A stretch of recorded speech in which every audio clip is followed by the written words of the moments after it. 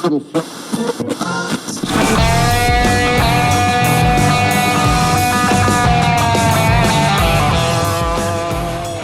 is FM 2.0 with the Don, Dean, Stormy, and the Grizz.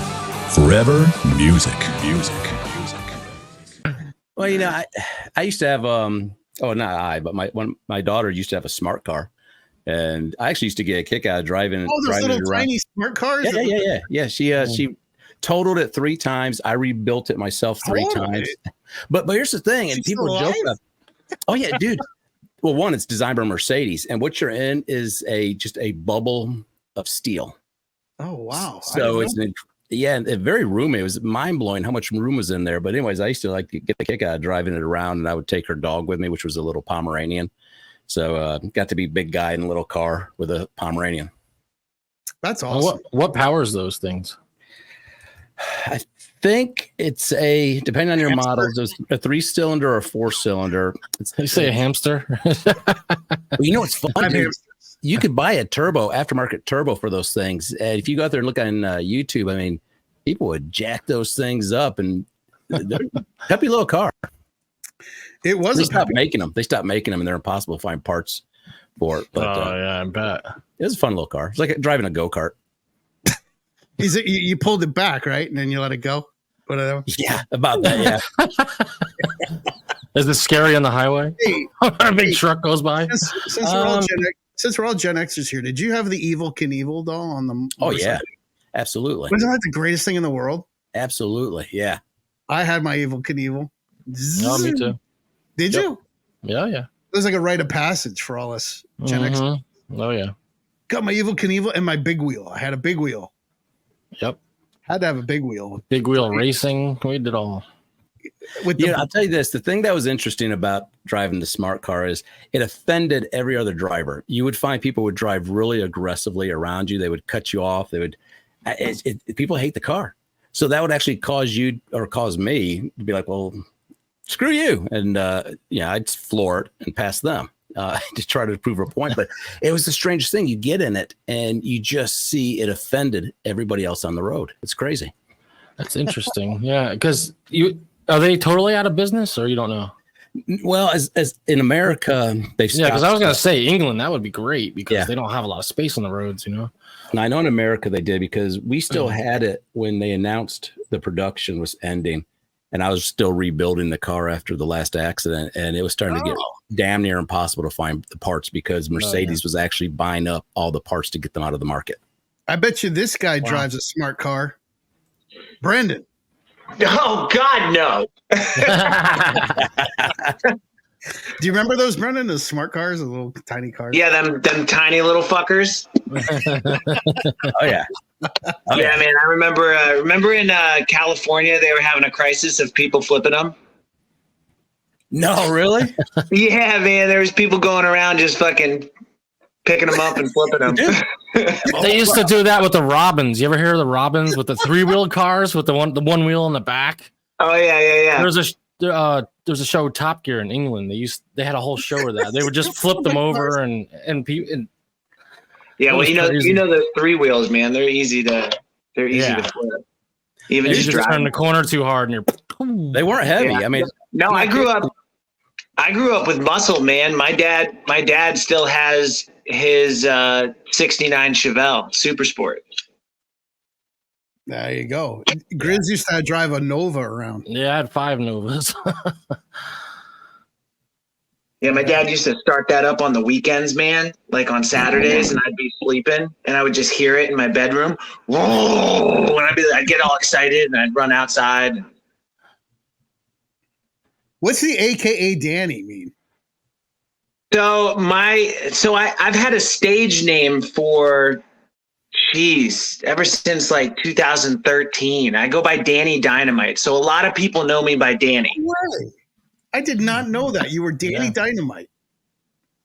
Yeah, I just, Danny's just fucking wild. So I kind of left that persona a little bit, but now that I'm on stage more, I'm kind of like coming back to it a little bit. So, that's something we've talked about here. Like when we had Elias Soriano on, even Ali Colleen in country, it's like you create two personas, a stage persona and then a personal life persona.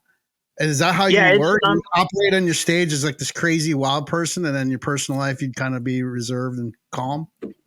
So mentally it's exhausting and kind of psychotic if you think about it. Really? Yeah, man, there's problems with it, but then there's also benefits with it as well. When I was first starting off, you know, I was fully committed to the whole Danny Dynamite thing. I was this rock star that was partying all the time, drinking all the time. I mean, obviously that wasn't me, but on stage that was me. And I remember some of my first bandmates, my guitarist now, Brad. I met his family one time, and his mom was afraid to meet me because she thought I was just this crazy drug addict drinker and stuff. And I went over to their house for Thanksgiving, and she was like, "Oh my God, you're nothing like you are on stage." I was like, "I know, it's an act." Isn't that crazy? Yeah. Like Ozzy, I think, was on all the time. Like, yeah, well, yeah. I mean, that guy was zonked. That was his personality. That was his personality. Yeah, I think that's why everybody really liked him, because he didn't. He wasn't faking nothing. Yeah. So I was going to ask, but this kind of gets into it. Then your sound. You've definitely brought back the whole Sunset Strip sound, but it sounds like when you got this ball rolling, you were trying to like recapture the entire vibe. Oh, 100%. Yeah. When I was, obviously when I was younger, I'm 35 now. So, and I've got a family and a full-time job. So I kind of got to like be careful. So I've switched it to more so as an actual persona as than like a lifestyle. But when I first started this, man, it was a hardcore lifestyle. Oh man, I'll tell you what. When social media first started booming and, Snapchat became a thing and, YouTube streamers became a thing. When I was 24 years old, 25 years old, I was doing all the YouTube and the Snapchat stuff. Dude, I had thousands and thousands of followers on Snapchat. Wow. And then I did something on Snapchat and I was like, you know what? I need to delete this app before I get in trouble. And, but I did YouTube for a while, and then I canceled my YouTube. Like I said, I was living the lifestyle. I got really big into cocaine, and obviously, and then I had to take a really serious step back and do like a hiatus and take care of myself. So I kind of just deleted everything. But I had a YouTube channel that was called Drunk with Brendan. And it was kind of like it was a knock on, how people go on and they do reviews of like, I remember this one guy, he would do reviews of like wine and stuff like that. And he was all like, "Ooh, this wine is, ooh." So I kind of tried to play on that, and I was doing reviews on domestic beers. But really, it was just me slamming a 12-pack and progressively getting more drunk in the videos. And people loved that, dude. It got really big, but then I had to delete everything. You had to be a trainer. Yeah, I'm sure it's out there in the ether somewhere. You could probably find it somewhere. There's a show like that called Drunk History where they would just recite like portions of history while drunk.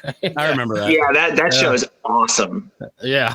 The best part about that show is the voiceovers when they're doing the acting. It's hilarious. Oh, yeah. Well, let me tell you something, Brendan. One of the reasons you're here is your music. Just for anybody, I see a lot of new people coming in. We have a station, FM 2.0. If you're FM 2-0.com, you'll hear us. We've got 2 Wicked Love songs playing on the station, and they're incredible. One of them is this one. Oh, absolutely. One of them is this one. Let me play this for the audience that's here so you can hear who we're talking to here. This is the singer of this band right here. Ooh. Oh, yeah, that sounds good.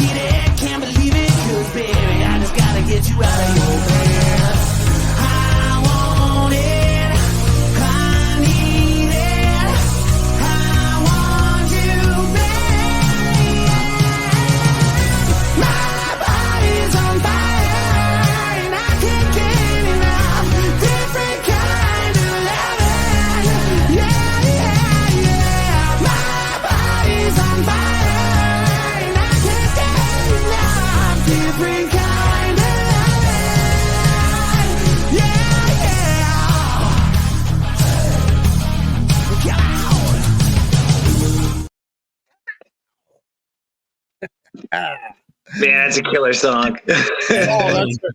Dude, that song, it just, when Dean brought up the whole Sunset Strip thing, really you channel a lot of that Def Leppard sound that I loved, right? Big time. Def Leppard was a band that just, when they came onto the scene, in the 80s when I was a teenager or preteen, really. Yeah. Went right, maybe 12, 13. Yep. But man, it changed my life. Like MTV, you got to think about, Brendan, we're that age where MTV first just hit us as kids. And we're like, what is this? Music videos, what? All the time? Music, TV. And then Def Leppard came on and it like changed everything. I wanted to be Joe Elliott. I grew the hair out. I had the Union Jack shirt. I had the bandana around my neck. I had the ripped jeans. Like I wanted to be Joe Elliott. So it was such an impact that we stopped going outside.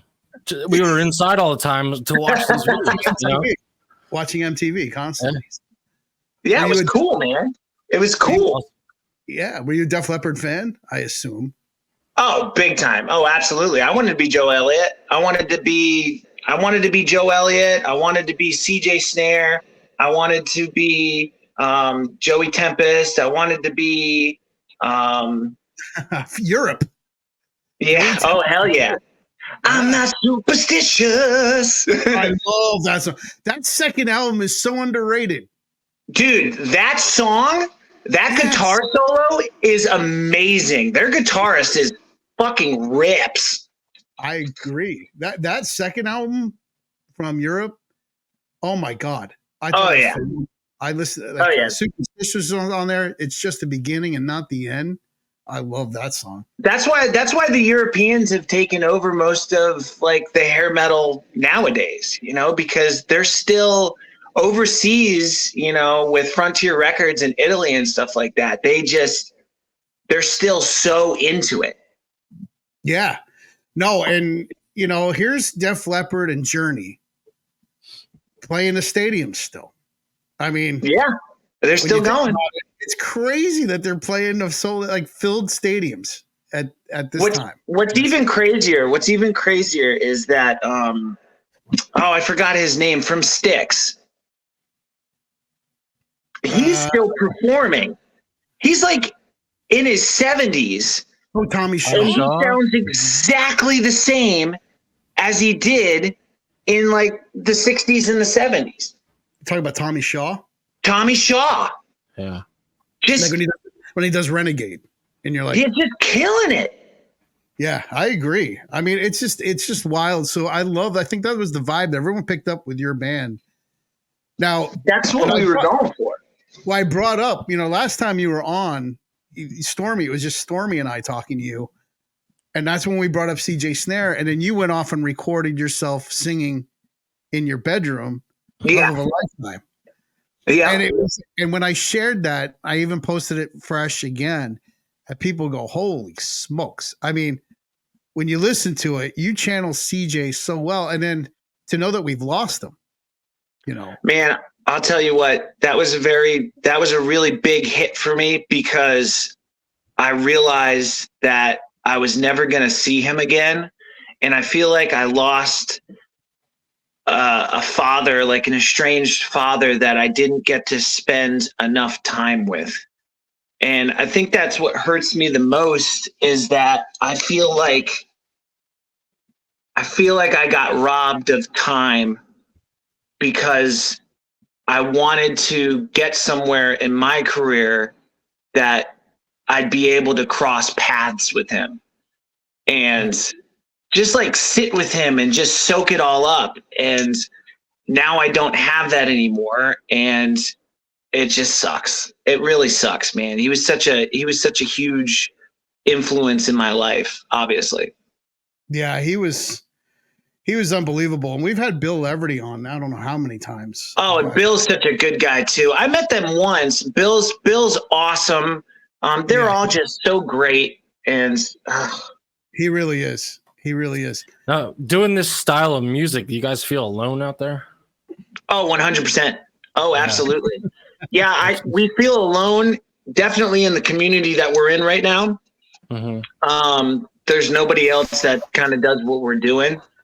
But I think the big thing is that we not only feel alone doing this music in our community, but we feel alone doing this music in the rock community as a whole, because everything's so cutthroat.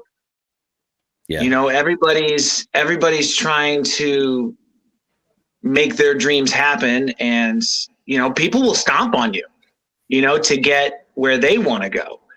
I've never been about that. I've always been about growing community and sticking together. And I'm sure there's exceptions. Not everybody, you know, wants to step on each other's shoes and stuff, but it's, you know, it's like anything else, you know, in the pop culture and the rap culture, you know, everybody's trying to, you know, get one step ahead. But yeah, I mean, it's difficult. It's the big thing is it's hard to find shows to play with other people. Yeah, I see these kids that do, you know, like metal and stuff like that, and they've got like 5 songs and that's it. And they're playing like 30-minute sets, but they're on like these big like multi-city tours.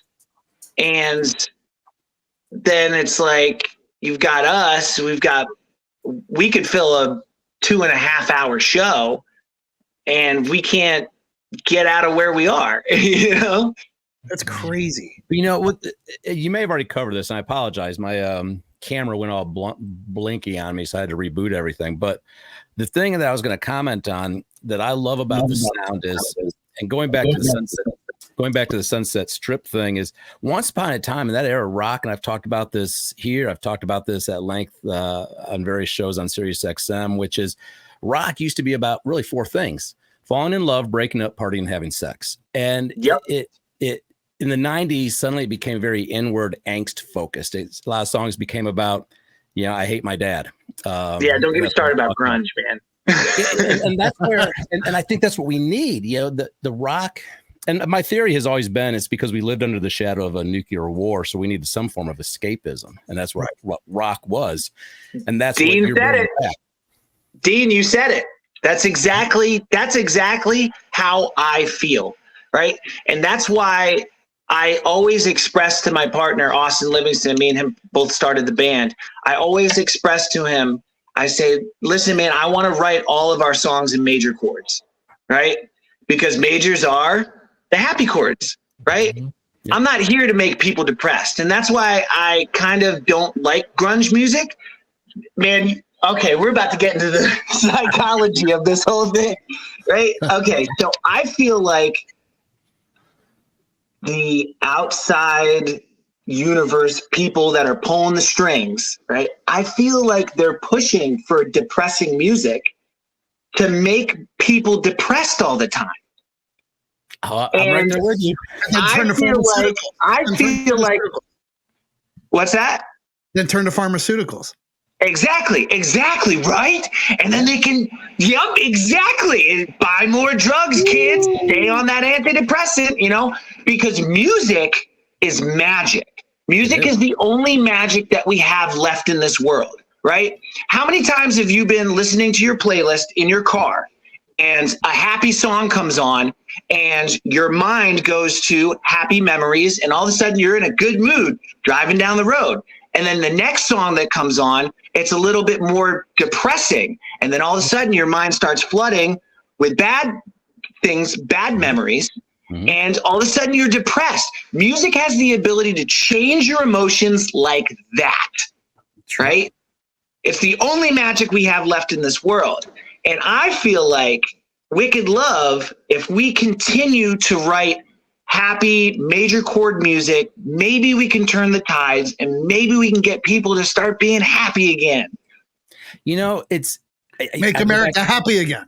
I go back to the day when we would go to a concert back in the 80s. I mean, it was almost like a costume. You know, women would get their hair all teased up, a little bit more lipstick, got a little bit of hoochie mama going on. Guys would suddenly put on torn jeans, chains, and everybody put on a persona to go to that concert because it was an escape. It was just fun. Yeah. It was fun. Then you fast forward to the 90s and it's flannel and jeans and everybody's pissed off.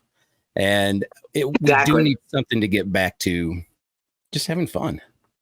Exactly. And that's what I believe in as a musician. So, well, not to get all tinfoil hatty, but really though, that you just unlock something in my brain that makes total sense, because we've always said that the pharmaceutical companies control everything.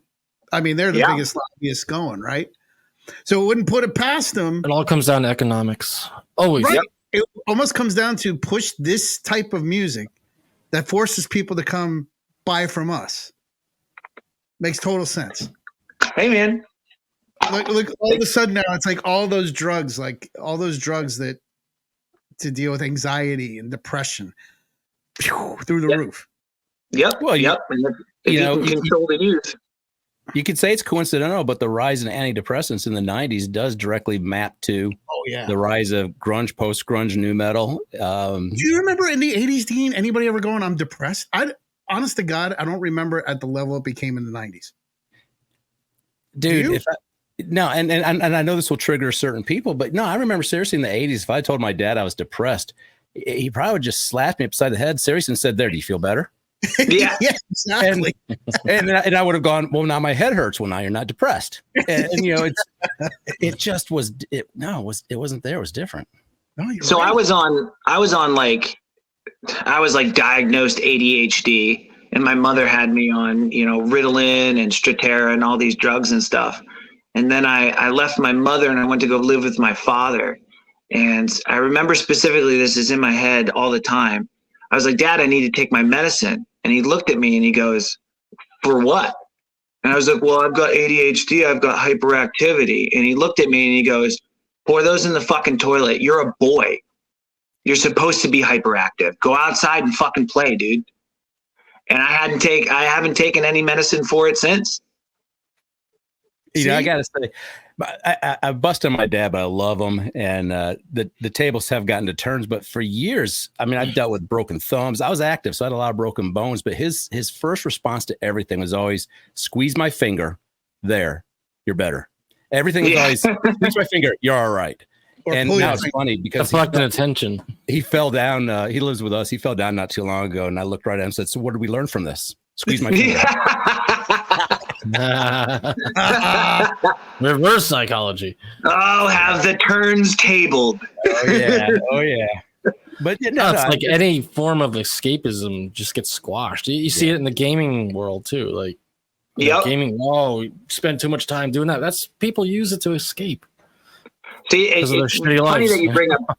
It's funny that you bring up gaming too, because, you know, I play video games like everybody else does. And everybody is always like, oh, I want to play the hardest game and the hardest level. And it's like, dude, fuck that, man. I want the easiest game on easy mode. You know? So I'm with you. Brendan. Super easy. Yeah. Right. Yeah. Well, gaming is. So let me ask you, Grizz. I mean, now, well, you know what? We're getting away from the music. Sorry. That's right. Let me get back. There's another song I wanted to play. We got you here, Brendan. I want to play Wicked Love, Wicked Love, the song basically about your band name. Yep. It's a lyric video. Let me play a little bit of this for everybody.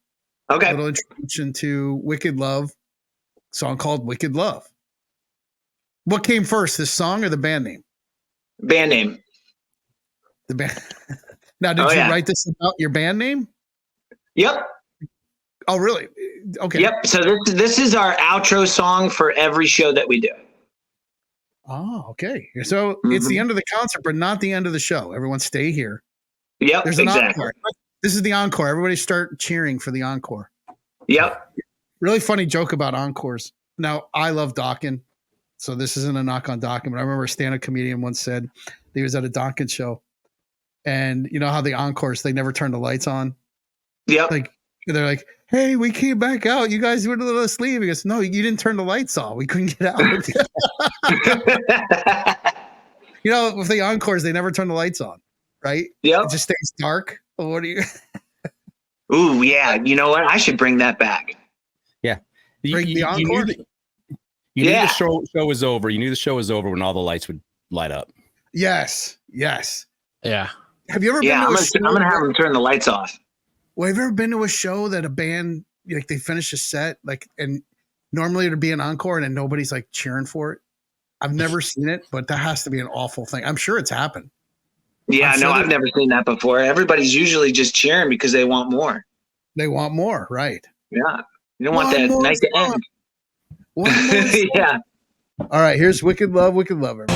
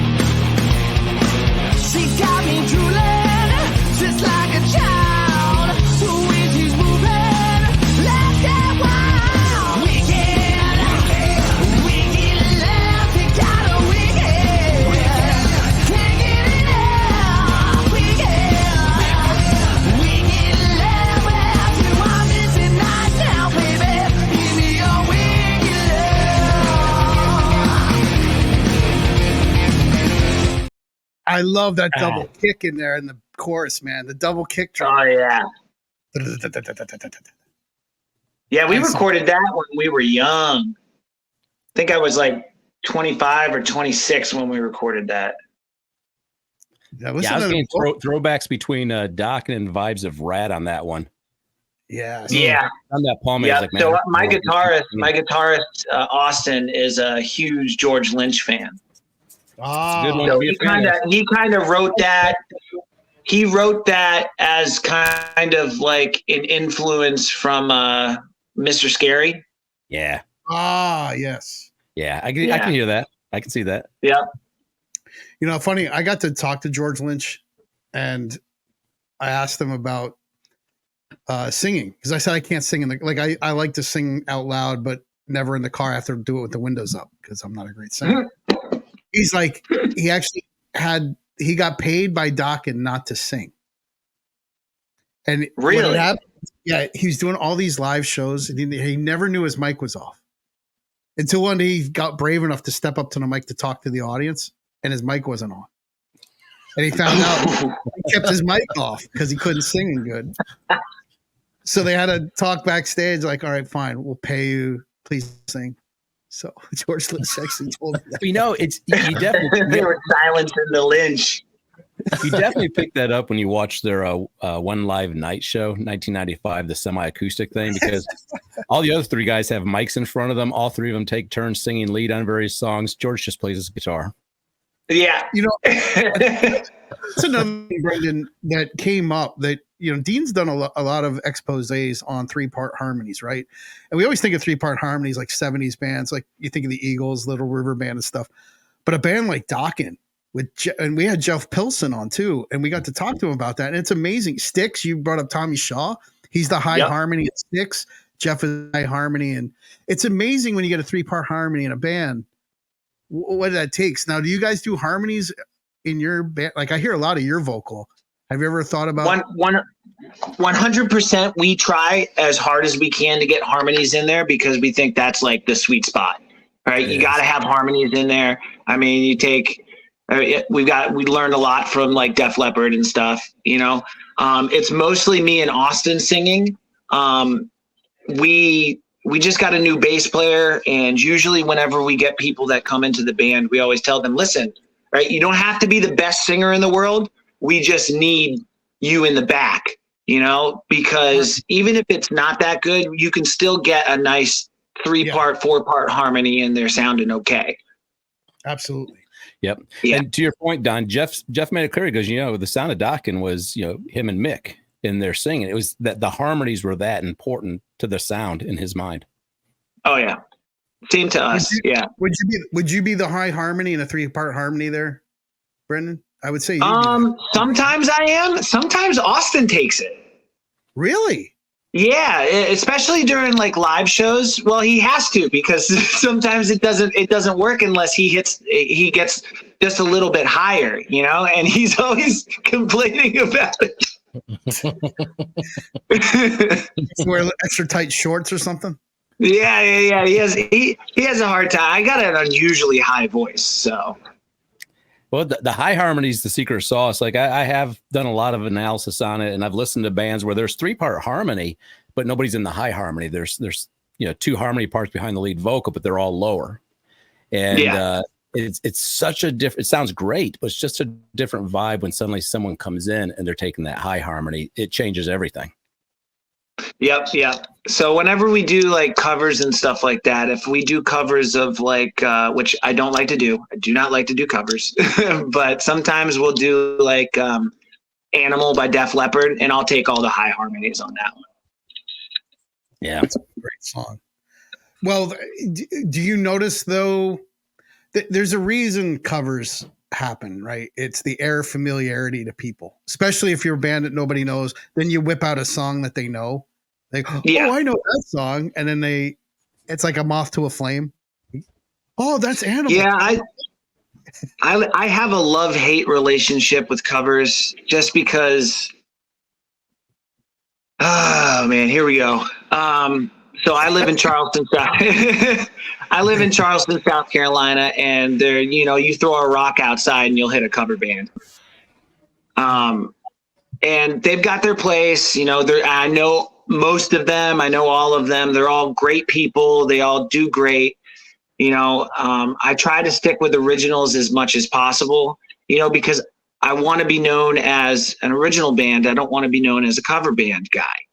I'm not going out every weekend to do cover songs to make $300, a weekend, and like I said, there's people that do it professionally around here, and that's great and good for them. But I try to stay away from it as much as possible. Yeah, it really depends on your focus. It does. Yeah. It's tough being an original band. It's easy to just go out there and be like, you know what? I'm going to play 3 hours of covers. Yeah. Well, Dean, you were in a cover band. Yeah, I was. I've done both. And you had somebody walk up to you, tell that humbling experience you had. Somebody walk up to you and said, "Oh, that was when I was really I've been in and out of cover bands my whole life, going back to my teenage years. But yeah, I had somebody walk right up to me and go, "You suck." Because there is an air of familiarity. They want it to be. They want it to be what they're used to. And if you're going to deviate, if you're going to make it your own, then it's got to be pretty damn good. But, it's got to be really good. So I did covers. I did covers for about 5 years. And you go through cycles. Like it is easy. And if you get into a good cycle, if you find a good booking agent, you can make good money, especially if you start doing weddings. And it's just stable. Oh man, yeah. Yeah. But then you deal with some asshole club managers, this and that, and then you want the freedom of being the original, so you go back that route. Yeah, I've gone back and forth. What was when you're doing? Oh, go ahead, Chris. Sorry. When you're doing covers at a bar and stuff, people want to hear it almost sound exact. That's the difference. Like, the people that are the big names that are putting out covers, they're making it their own, and that the difference is what makes it. Now, I will say special. There is an art. If you're going to make it your own, it's really got to be damn good. Like, for example, my wife and I were in a band together. She would always sing Crazy Train. That would be her thing. I changed up the solo, so I would do certain parts that were paid a tribute to Randy, but I absolutely would also create my own vibe, and that became, one of the things we were known for is breaking from it. But if you're going to break from it, you better have a purpose for it. Gotta be good. Yeah. Gotta be good. Well, and you can also have a cover band. Grizz knows this. It's a funny one. So this guy I went to school with, this is in New Jersey, and he had a cover band called Sex with Wood. Now, here's the premise. I shared a P.O. box with my dad. So they sent a band flyer out. And my dad's girlfriend goes to the P.O. box and pulls out a flyer that says Sex with Wood on it. Tells my dad. My dad goes, "We got to have a talk." He goes, "What is the fetish you have?" And I go, "What are you talking about?" Well, Sex with Wood. I go, "That's a band, Dad. I'm not Pinocchio." So that's why you've been walking funny for a week. I got splitters. I go, "Come on, really? Kid, did you open the flyer up and you see it's a band and they're playing a venue down the street? Yeah, and the drunk guy that would announce it, he'd be like, hey, welcome, Sex in the Woods. He wouldn't even say it right. You're like, what? That's true. Electronics brings up a great point. Have you ever, what's a crazy band name you've heard before, Brendan? In your name? Have you heard of a crazy band name, like in your, where you went, oh my God, that's a crazy name? Oh, give me a second. And you laugh because of the name. Sex with Wood was a funny name. I'll share a crazy band name story. Go ahead.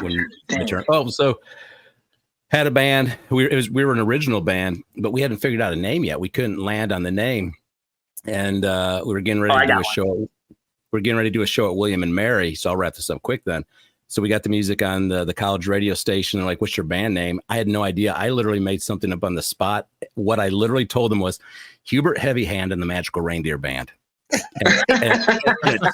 the rest of the band was so pissed when they heard that. Where do you come up with that name? Dude, it's just on the spot. It just rattled out. And part of me was kind of like, yeah, fuck it. Hubert Heavy Hand and the Magical Reindeer Band. Wow. How do you come up with the top of your head? Yeah. That's impressive. Maybe a 1 or 2 word name band, but that's like a sentence. Go ahead, Brendan. There's a small local band that does covers here, and I'm gonna give them a shout out, I guess. But I laughed at their name just because it was silly but like innocent. It's nothing special or anything. But Dan and the Donuts, I just thought that was funny. I was like, what? Dan and the Donuts? That's awesome. I think that was my most recent one that I've seen. There's one name I can't repeat at all that I was reading the Aquarian one day. This is in New York, growing up in Jersey, right? And we would always look at the Aquarian. That's what it was called, right, Grizz? The magazine that told us all the bands playing in Jersey and New York. There was a band. It was Barney Rubble and I can't say that word. It's a 4-letter word, Stubble. So Barney Rubble and the Stubble. It begins with a C, and it was in the magazine. Yeah. It was in the Does it rhyme with rock? No, trunk. Rhyme with trunk. I was like, how did they get away with that on the marquee? Yeah, I spent a number of years in a band called Vivid, and I was amazed at how many people would always ask, "Oh, like the porn company." And we were like, "Nah." But now that you mention it, if that makes you come to the shows, more power to you. That's good. Yeah, Vivid. I remember Vivid. Wasn't that Living Colors album? Vivid? Yeah, I think so. Yeah, it's called Vivid. Yeah. I never thought about that. Yeah. We also had Marshmallow Buddha. That was another one. Marshmallow Buddha. Everybody were Marshmallow Buddha. That's funny. I like that. Yeah. You got to have a name. It's just cool that like Wicked Love's a kick-ass name, right? Come on, we're Wicked Love. Wicked Love is. Wicked Love that's a fun name. We named it Wicked Love because I'm from the Northeast and I was using the Wicked all the time. Wicked. Mm-hmm. Wicked. Yeah. It's Wicked. We're in the Northeast. Everywhere, all of New England. So Connecticut, Massachusetts, and Vermont mainly. Wicked Pissa. Wicked Pissa. Yeah. That accent comes out when I drink. Oh, the Boston accent? Oh yeah. Yeah. My entire family's in Massachusetts. In the car? Pick your car in the yard there? Yeah. Pocket. The boys make fun of me every once in a while. You guys got a song on your EP called Stay. That's like a power ballad. I love that song. Oh man, I love that song. Good. So you gotta have a power ballad. Yeah. You guys got any we got another one that we're coming out with. Oh yeah, I was just gonna ask. Awesome. Ballads are like my thing. I love ballads. Nice. What was your favorite power ballad from the 80s? Love of a Lifetime. Oh, well, I guess that was 90s. Yeah. Tail end, maybe 89. We'll roll it into the 80s. Oh, I got you. I Saw Red by Warren. Warrant. That's a good one. I love that song. There is a severely underrated songwriter in Janie Lane. He's severely, oh my God. Yeah. Janie Lane, that was my first cassette. Was Dirty, Rotten, Filthy, Stinking. But granted, some of that was kind of campy. When you get deeper in, like The Bitter Pill, his lyrics are unbelievable. And you're like, Janie Lane was a great songwriter, and he had a great voice. And he had an awesome stage presence. Yeah. Oh, that was funny though. You should bring that back too. Remember they would do coordinated moves? Like the band would. So we do that. Oh, do you come down like this? Yeah. Oh yeah. The whole spin at the same time. Yep. We do the choreographed moves, or we try to as best as we can. I definitely dance on stage. We do. We've got choreographed during Wild Ride. Oh wow! Choreographed moves. That's phenomenal. I'll tell you what. I don't see that anymore. Because the show hits different. Oh god. The show hits different when there's choreographed moves. It really does. It looks so good. Well, like if you watch the Down Boys video from Warrant, that's all that is, the synchronized movement in Down Boys. Oh yeah. Where the Down Boys go. That would be a cover I'd love to see you do as Down Boys. So I used to cover that one all the time. And and the start of it, dun dun dun dun dun dun. Everybody would start doing that. We'd move side to side like this. And then when it would hit, I would jump in the air, spin a 360 and land on my knees. You did it, huh? Oh yeah. Nice. Damn. Yeah, I'm sitting there looking at your schedule. It's like, I wonder if I could talk my wife into coming down for the Halloween gig. That'd be a blast. Where are they playing? Is it the Wormhole? The Wormhole, yep. Where, Charlotte? Savannah, Georgia. Savannah, Georgia. That's halfway between me and you. Don. Yeah, come on down, man. I'd love to meet you guys. That'd be awesome. Yeah. Mr. Rainmaker, my favorite. Is that Ooh. Mr. Rainmaker. Oh, sing it, Brendan. Sing it, man. All right. Well, here so your latest release is Light It Up. Oh man. Okay, real quick before you play that.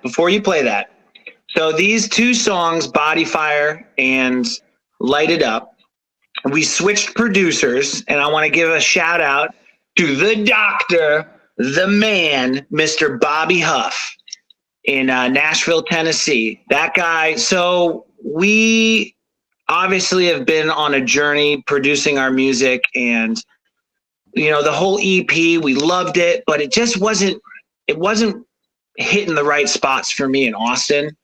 And we were like, we know our music can be better. We know our music can sound better produced, right? And so we tried to find a guy, and we found Bobby Huff in Nashville, Tennessee. And when he sent us Body Fire, when he sent it back to us, I've cried, because finally someone made the music sound what I imagined it sounding like in my head. Wow. And so huge shout out to Bobby Huff in Nashville, Tennessee. He is the man. I love him so much. And he produced all these songs. And then we have another song coming out in October as well. It's so another underrated thing that I don't think the average person even thinks about is the role the producers and engineers play in a studio. Oh, huge. Oh, massive. Huge. A producer can change your sound either good or worse. Make it worse. Yep. I can write the songs and I can write the lyrics, but putting the song together and making it a whole, I suck at producing. I mean, it's the difference. I think like Four Non Blondes, if Butch Vig had produced them in the 90s, that should have been their decade. Their sound was perfect in that decade. Yep. And I can't remember the cat's name that did produce them. And he's not a schlup. He's worked with some incredible albums, but If they had worked with Butch Vig, I think he would have captured the sound the way that they needed. Yeah, you got to vibe with the producer, you know, like your guy, like he knew what you were thinking, like he knew how to make it come alive. So. Yep. Awesome. Right away, man. He just knew it, man. And man, I'll tell you what, he delivered. What's crazy is if we were to go back in time and we were looking for a producer, I think the thing I was biggest obsessed with is miking the drums, believe it or not. Yeah. Like guitars and singers.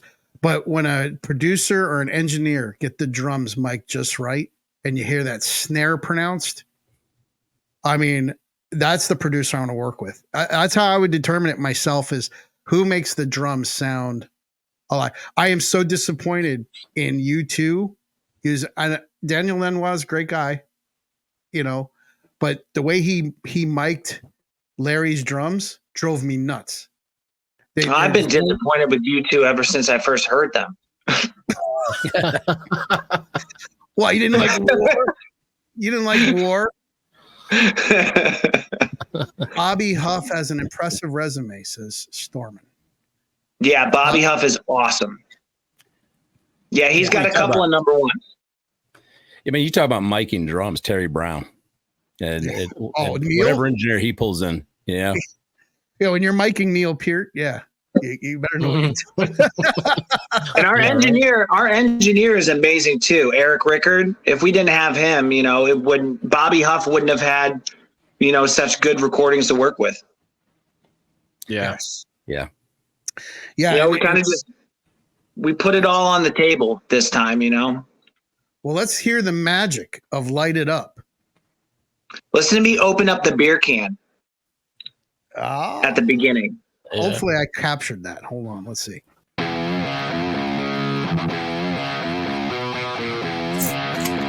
Let's do this.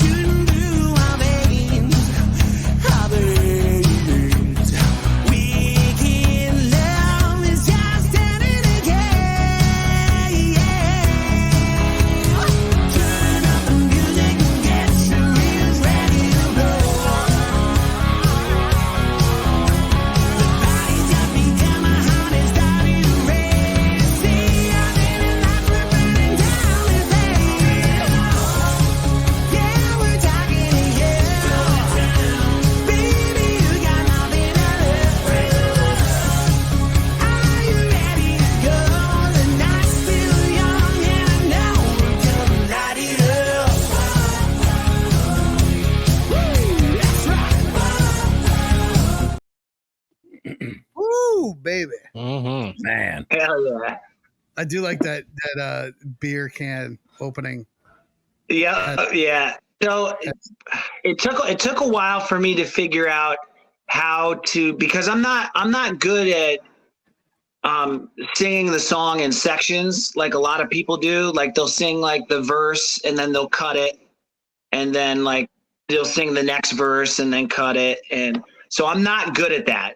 I'm better performing live.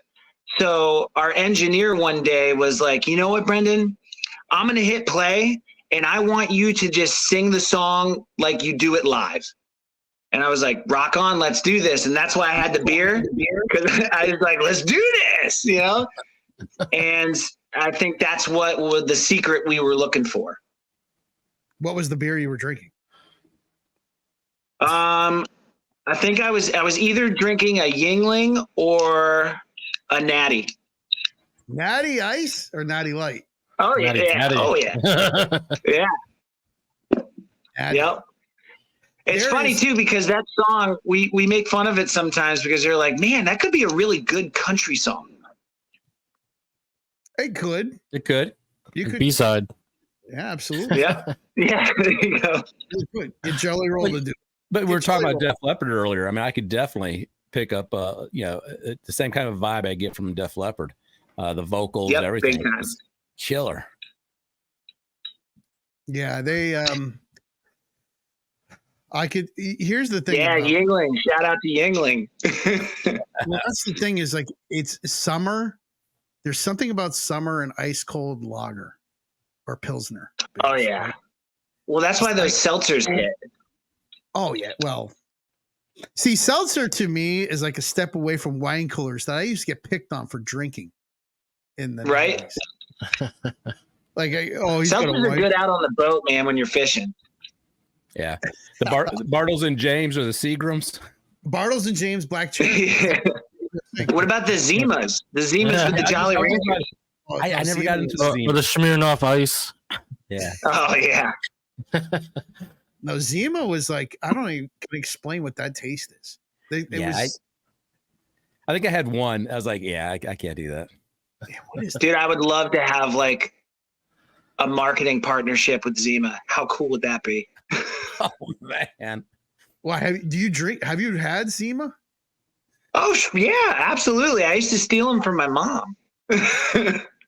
Dude, no, seriously, if you could have like do a partnership with Seagrams or Bartles and James, they bring back like the old coolers, the tropical. Oh, how cool would that be? I'm totally down. Seagrams, if you hear this. Or maybe Boone's Farm. Boone's Farm or Mad Dog. Thunderbird. Yeah. Colt 45. We're like, do you guys remember? Do you remember it was like more in like the 2000s, but the Four Locos? Oh yeah. Geez, yeah. Didn't some like kids die on that shit? Yeah. Four Locos? Yeah. That Steel Reserve. That was a big one too. Steel Reserve. Mad Dog. Yep. Mad Dog, yeah. There was Schlitz. Goldschlager. Yeah. They still make Goldschlager. Well, it's like Fireball is in everything now. Like you go into a store, it's like you have a Fireball this and a Fireball that. I'd always kick off. Oh yeah, every show with 2 Jaeger bombs. That was kind of like our thing. Oh, there you go. Nice. With the Red Bull. Yeah. Yeah. But keeping in mind, again, those were the years where cover band, like you said, you're looking at 3-hour shows, 4-hour shows. And if you're dealing with a time change, which we got wrapped up in that once, God, that's a show that never ends because the manager's like, I don't care if the clock rolled back. You owe us another hour. Oh, so, man. Oh, yeah, so you do the Jaeger bomb. Yep. I've been there, done that on New Year's. Yeah. I'll take my Zima to Chess King. This last set's going to sound a little different. This last set's going to sound like the first set. Yeah. You guys like karaoke? We used to do that. We called it white trash karaoke. We're like, all right, we're going to do something called white trash karaoke now. Yeah, you're just digging out of the bag at that point. Right? Well, I'll tell you now, as far as Wicked Love goes, what is the deal as far as new music? You got this song coming out, but is there what else is in the works? You mentioned the ballad. Is there an album coming? Yep. So we've got more happy songs, obviously. Nothing. I really want to do. We're working with. So we've got the ballad. I've got 2 ballads, two power ballads coming. October is more of like a hard rock song. It's called Rock the Dead. So basically what the song is about, we wrote a song called Rock the Dead. It's about all of the veterans in the past, all the military members that died and they weren't able to come home. Because I'm a veteran myself, so I wanted to write one for them. So it's a beautiful topic. And so two more power ballads, and then we've got another more like a bluesy rock song that's coming out, which I really like, and I know Bobby's gonna tear this one up. It's gonna be awesome. That's awesome. And that one's called Love in the Fast Lane. Not like the Eagles. Y'all need to get on a ticket with Red Voodoo. That'd be a hell of a show. That would be a hell of a show. Yeah, look up Red Voodoo, Brendan. Yeah, I got to check them out. Red Voodoo. They do a lot with Sammy Hagar. That would be a great vibe. Yeah. Oh yeah. Yeah, the hardest part the hardest part is just kind of getting people to acknowledge us, you know, and hoping people like reach out, and, you know, us trying to reach out, and it's just difficult, man. It's so difficult to try and. You're talking about conspiracy theories. You're talking about conspiracy theories, or Don, you're talking about tinfoil. I mean, I really do have a strong belief based off of, you know, Don, we've talked to Trevor Rabin, we talked to Don Dokken and Rudy and Steve Lynch, and every one of them, they say a very similar thing, which is somewhere around 83. The industry, I think they were trying to kill that sound. I don't think they wanted or expected hair rock to take off. And I've talked to people in the labels at that time that said the focus was on R&B. That's where they wanted everything to go. Now, Rudy Sarzo says, well, the labels are going to make money when they can make money. And once it took off, once the Sunset Strip sound took off, yeah, they tried to cash in on it, but I don't think they ever wanted that. And I think with grunge, we heard this with Rudy. He talked about from his side of the fence what happened with hair rock going into grunge. So I think you represent a sound that, if we're being honest about it, I don't think the industry's ever really wanted to get behind it. So it was a grassroots effort once before that took control, and I think it can happen again. I really do. It can happen again. You see more and more kids gravitating to this music. Mm-hmm. It's not. Let's hope so. Well, I've seen it. I see it. I see young people that stumble upon their parents' Def Leppard and their Motley Crue and their White Snake, and they're loving the music today. Mm-hmm. Well, your sound comes people out. Want to have fun again. Yep, they do. Yes, they do. You know, people are tired, and I've thought that for a while. You know, I was like, well, how long can this depressive stuff go on for until people are just fed up with it? Yeah. You know, I'm just it's all about timing, man. Keep us divided and timing. But they got to get a taste of what's different. And I think as more and more people get a taste of what you got going on, that's right. Yeah, they're going to say, yeah, this is what we're missing. The machine. That's why I keep doing it, man. That's why I keep going. I'm trying. We're trying. The machine is to divide and depress. That's the whole tactic. Yeah. Divide and depress. That's why I won't talk politics at all, man, because I have no place in talking politics. I want to talk about your emotions. I want to talk about how happy you are. That's what I want to talk about. There you go. Well, speaking of which, I wanted to ask you this. You've shared the stage with Five Finger Death Punch, Seether, Hell Yeah. Do you have any good stories from any of those shows where you played with those bands? Man, I've got two, and this is going to be great because this guy's getting a lot of heat on the internet. So I know that Five Finger Death Punch, a lot of people are kind of like, oh, butt rock, blah, blah, blah, blah, blah. Those guys are fucking awesome. They are great guys. They're super, super nice, super inviting.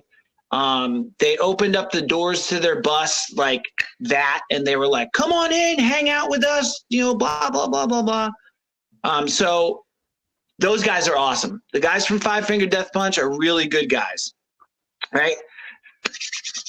Here's the good one. So we opened up for Trapped. Oh, right. Yeah. Yep. We know this. That guy is a douchebag. Right? And you know what?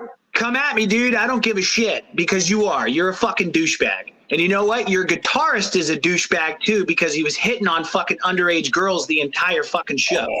Oh boy. Right? Yeah. Spilling the tea. Right. Spilling the tea. That dude's always causing trouble on Twitter and stuff. Like, yeah.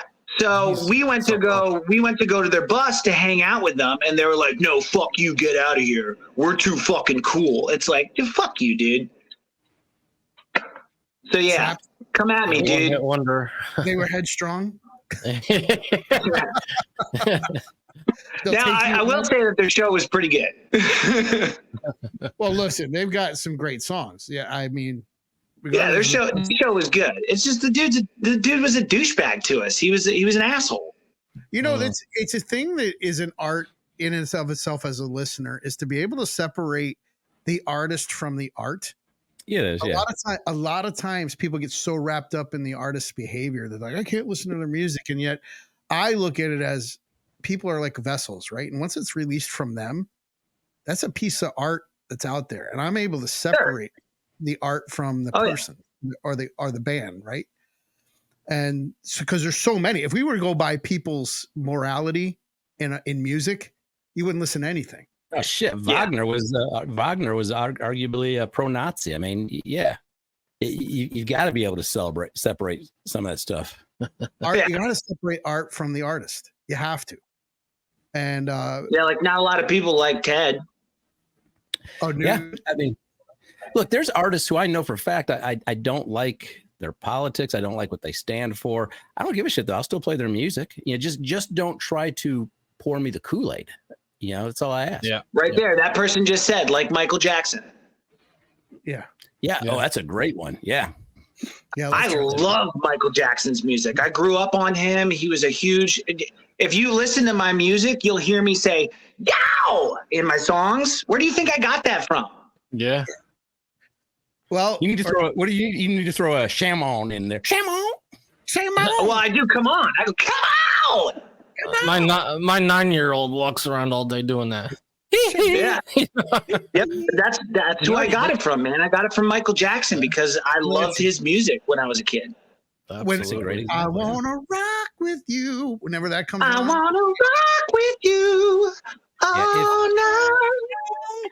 Hell yeah, dude. If we opened ourselves up to the morality and the opinions of the artist, our playlist would get really short and really fast. Yeah, very short. You can't. But that's also why I don't really share my political views too often. That's the other thing.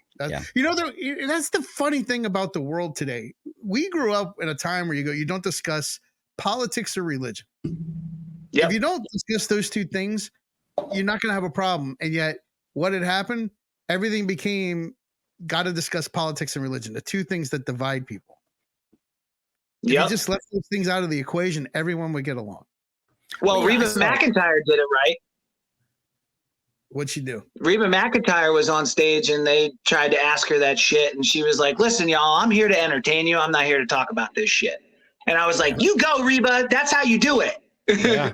Well, yeah, I remember a Counting Crows concert, and I dig the Counting Crows, but, you know, listening to Adam ramble, and I'm not kidding, for like 15, 20 minutes about a variety of topics. It was just like, dude, just play the music, please. Yeah. Yeah, and then there's bands that are based on that. Like, that's what they sing about. You know, it's like, you get it all over. You know what? If that's your thing, more power to you. Right. And there's some bands that play on that. Yeah. I mean, look at Rage Against the Machine. That's what I was thinking of. You know, there's some bands that's their whole personality. You know, and I mean, to each their own, I guess. And they're part. But I'm not trying to marginalize. I'm not trying to marginalize the people that want to listen to my music. You know, I want more people to listen to my music, and I don't want them to hate me for something that I think is stupid. Yeah, right. That's the right attitude, or at least for me, it is. No, absolutely. It's just music, as you going back to the thing that we said about music being an escape. I don't get my head wrapped around the axle about the artist's personal life. It's almost like the personalities you talked about in the beginning, right? Artists have a certain persona, and then they have a personal life. And it's the artist out here, and whatever the art is coming from. And most times the art is just like I said, a lot of times songs are like a vessel through a person. They're not, a person just didn't sit down and create it. They're coming from somewhere else to get channeled. Yeah. Well, I'll share firsthand, you know, Don, you know this, a few months back, I got myself into the crosshairs of Burton Cummings of the Guess Who. And we had probably a 6-week period where we were just throwing jabs back and forth. And he pissed me off. I still hate what I think he was, you know, he had no right to do what he did. I have my beef with him. But that being said, I can't deny the fact I've got a lifetime of memories listening to his voice, you know, and I can't take that away. He's American Woman. I mean, come on. I mean, I love his voice. I've got memories there, but yeah, he was a dick to me, and I have to separate the two. Well, the good news, Dean, is that you got a reprieve on David Coverdale after 30 years. I did. Yeah. I thought David Coverdale was a dick. I only found out that he didn't have his glasses on and was blind as a bat. Yeah, you got to hear the story, Brendan. Yeah, I was like 16 years old, got into an elevator at the same hotel that he and Tawny were at because they were playing there. And yeah, I was 15. I can't remember. I was young. And I was trying to get his attention and riding in the elevator. He just was really cold to me, massively cold. So my whole life, I'm growing up thinking this guy's just a dick. We talked to Rudy Sarzo, and I go, hey, Rudy, let me ask you, is David just a prickly pear? He goes, well, I don't know. Did he have his glasses on? And I go, no, I don't think he did. He goes, yeah, he's blind as a bat. He had no idea. I was like, oh, all right. Well. After 30 years, Dean can like David Coverdale again. I had a similar thing happen to me with Lou Ferrigno when I was 15. The Hulk? The Hulk? Yeah. He was deaf. Yeah. Yeah. He like, I went up to him, did like a meet and greet or whatever at like a haunted park or something like that I used to work at. And I was trying to get a poster signed by him. And I was talking to him, but he couldn't hear me. Right. And like I remember holding my $20 bill up and he just like snatched it from me, signed it, and then shoved the poster in my chest. And I was just like, wow, dude. Okay. You know, on that note, so my mom was deaf. She would lose her hearing as a teenager, and then she would go on these speaking tours talking about what it was like to be deaf. And she had gone to a conference that Lou was at. And so she and a group of people got into a conversation, and she came back. I wasn't there, but she came back and she did share with me that he did say that he was not comfortable around crowds or people. He just, because of the hearing loss, he just wasn't comfortable. And I think that probably came through. Yeah, that's what I thought. So I don't hate him for it, obviously, you know. At least I just turn green. But if you don't know that, you give me a butt. You just think, wow, what a dick. Yeah. Imagine like you're standing there, all of a sudden he turns green and his shirt rips open. You're like, oh shit, I don't want the poster. I'm out of here. Oh yeah, that dude's massive. And I'm 6'5". You're 6'5"? Yeah. Shit, you dwarf. I get compared to Sebastian Bach a lot. How tall is he? Is he 6'5"? I think he's 6'4". Oh, so you could look down on him. Yeah, Sebastian, for give like me a beer. Give me a beer, shorty. Yeah, right. That's I want to talk about trains. yes. Monkey business. Yeah, I didn't get into the Trailer Park Boys until like years too late, but God, I love it. And then Alex Lifeson's cameos. Dude, that episode with the trains. Yes. Yeah, fucking trains. Yeah. What was it? The Trailer Patrick Park Swayze? Boys was, wait, back up. Sebastian Bach was on Trailer Park Boys? Yeah. Oh, yeah. He was like into model trains, and the Trailer Park Boys met him when they were going to see the Patrick Swayze, which was this like elite train or whatever. But yeah, it was a great episode. All right, so Sebastian Bach is 6'3". Oh yeah, so you can tell him to go get you a beer. Wow, you got 2 inches on Sebastian Bach. Oh yeah, dude. And you know what? To tell you the truth, that's one thing that does suck. Is like I'm super self-conscious about it because everyone else in the band is obviously not as tall as me, so I just look like this giant, scary monster. You know. And some venues I go to, their ceiling is really low, and like I'm almost like hitting it. Wow. So I look even bigger. So no platform boots. Yeah, no. He's going barefoot on the stage. Yeah, let's not make it's like, man, I'm trying to show all the sex appeal, but I look like fucking Bigfoot on stage. Well, it was great to have you, Brendan. Thank you so much for being here, man. Absolutely. Thank you so much, Don. Let me know next time. And guys, hey, come down to Savannah. Yeah, I'm going to talk to my wife. I would love to be there for that Halloween show. Yeah, dude, come by and dress up. Oh, definitely. Brendan, and I'll buy you a drink. I'll buy you all drinks. Yeah, I'll buy you drinks. There you go. Look out. Everybody, wicked love. Brendan, Go support him. Thanks a lot, Brendan. Have a good night, man. Awesome. Thank you so much, Don. Thanks, you guys. Brendan. Thank you, Brendan. Bye, guys. Stay wicked. Stay wicked. Bye-bye, man.